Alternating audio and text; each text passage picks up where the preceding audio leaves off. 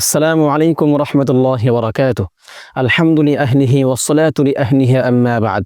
সুপ্রিয় দর্শক শ্রোতা, যারা রমজানে রোজা রেখেছেন তাদের জন্য একটি সুসংবাদ।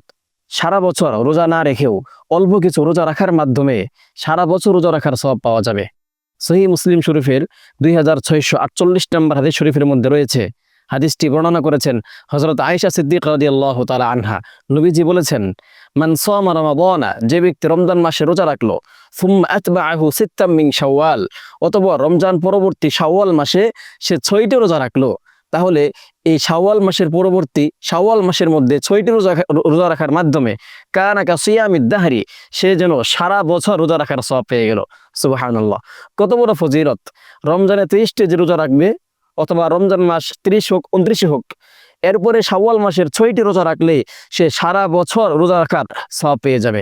অবশ্য এর একটি ব্যাখ্যা রয়েছে কিভাবে, যে বান্দা যদি একটা আমল করে থাকে তাহলে আল্লাহ পাক রব্বুল আলামিন একটার পরিবর্তে তাকে 10টির সওয়াব প্রদান করেন। সুতরাং যদি কেউ রমজানের 30টি রোজা রাখে এবং এর পরবর্তী 6টি রোজা রাখে, তাহলে এই রোজা রাখার মাধ্যমে তার 36টি রোজা হয়ে গেল। আর 36টি রোজার সাথে 10 দিয়ে গুণ করা হয়, তাহলে দেখা যাবে সে 1 বছর রোজা রাখলো। এভাবে আমরা যদি 1 বছর রোজা রাখার সওয়াব পেতে চাই, তাহলে অবশ্যই যাতে আমরা এই শাওয়াল মাসের মধ্যে 6টি রোজা রাখতে ভুলে না যাই। আল্লাহ আমাদের প্রত্যেককেই এই 6টি রোজা রাখার তৌফিক দান করুন, আমিন। তবে এক্ষেত্রে একটি মাসালা হচ্ছে, শাওয়াল মাসে যদি কেউ চায় লাগাতার 6টি রোজা রাখতে পারবে, অথবা কেউ চাইলে একটি রোজা রাখবে আর একদিন ভেঙে ফেলবে, অথবা 2 দিন রোজা রাখবে, মাঝখানে 2 দিন ভেঙে ফেলবে। মোট কথা হচ্ছে পরিপূর্ণ এই মাসের মধ্যে 6টি রোজা রাখলেই চলবে।